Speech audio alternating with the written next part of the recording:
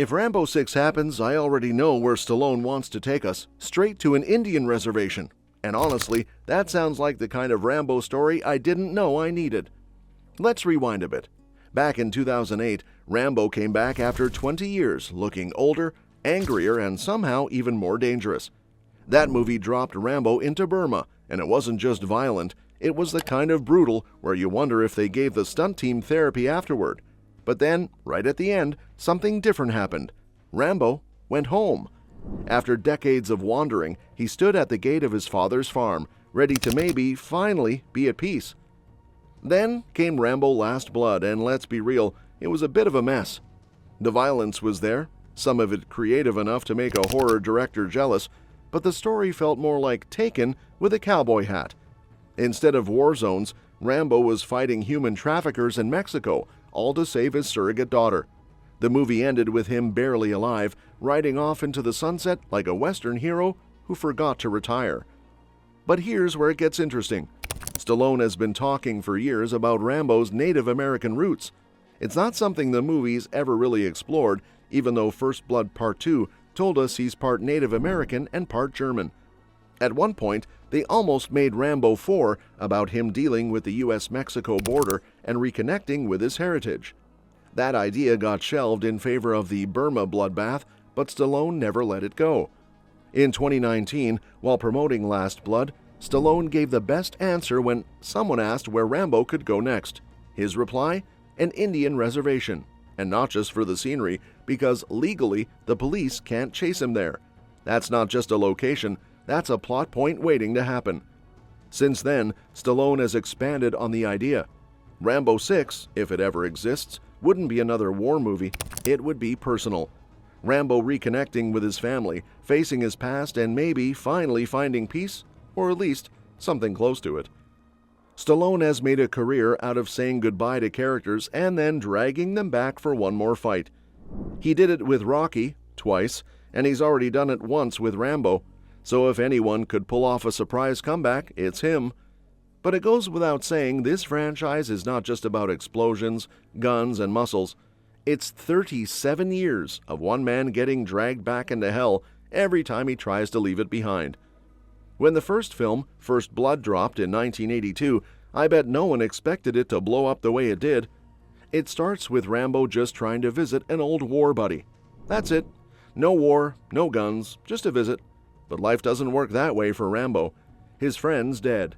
Cancer took him, and before Rambo can even process that, Sheriff Teasel shows up.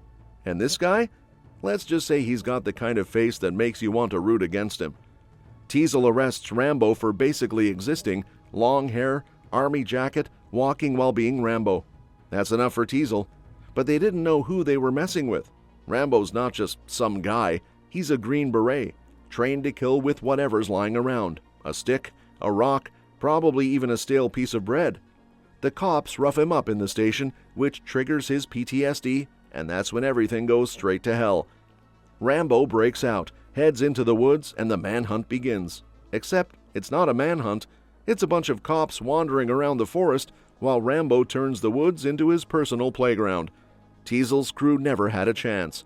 And when Rambo says they drew first blood, that's the moment you know this is not just another action movie. Then comes Rambo First Blood Part 2 in 1985. They pull Rambo out of prison and send him back to Vietnam to take pictures. That's the whole mission. Take pictures. I mean, sending John Rambo to take pictures is like asking a lion to babysit a goat. It's not going to end well. Sure enough, Rambo finds American POWs still stuck there, and instead of just snapping a few photos, he brings the fight to the entire camp. The best part? The government that sent him there leaves him to rot when things go sideways. Classic move. But Rambo's got Co Bao, a rebel fighter, by his side.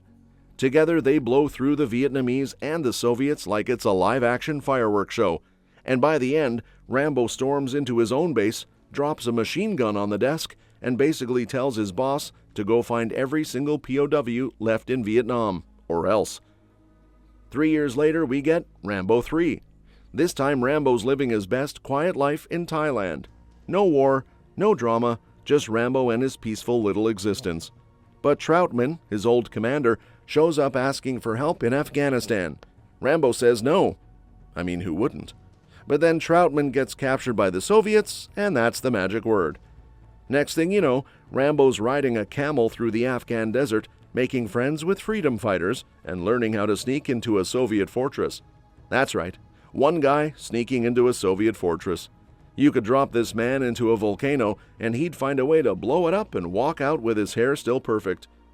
He breaks Troutman out after getting caught once, obviously, because even Rambo has bad days, and the two of them fight their way out with a stolen Soviet helicopter. By the end, they're both covered in dirt, blood, and probably more sweat than humanly possible, but they make it out. That's the Rambo way. Now let's fast forward 20 years. In 2008, Rambo comes out, just Rambo. No numbers, no fancy title, just his name, because at this point that's all you need. This time, Rambo's in Myanmar, ferrying missionaries down the river. They get kidnapped, of course, because anyone who stands next to Rambo for more than 10 minutes is guaranteed to get caught, shot, or blown up. Rambo grabs his knife and bow and a machine gun that looks like it weighs more than any car, and he's back in action. Then in 2019, Rambo Last Blood hits, and if the title didn't already give it away, this one's about endings. Rambo's older, slower, and angrier. He's living on a ranch in Arizona trying to be normal, which is hilarious because Rambo and normal go together like fire and gasoline. But when his adopted niece gets kidnapped by a Mexican cartel, the old Rambo comes roaring back. This is not the jungle. This is not a war zone. This is Rambo turning his ranch into a Home Alone trap on steroids. Explosives under the ground, tunnels everywhere, sharp objects sticking out of walls. It's like Rambo spent all his quiet years building the deadliest version of a retirement hobby.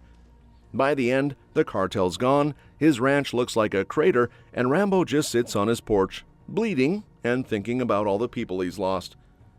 Now here's the thing about Rambo. He never wanted to be a hero. He never even wanted to fight. Every time he tried to leave it behind, someone dragged him back in. And every time, they learned the hard way that you don't poke the bear unless you're ready to get mauled. But what do you think? Should Rambo 6 really take us to that reservation, or should Stallone pull one last twist out of his headband? Drop your thoughts in the comments, and if you want to stay locked in for every Rambo update, hit that subscribe button and smash the like. Because when Rambo comes back, you already know it's not just a movie, it's war.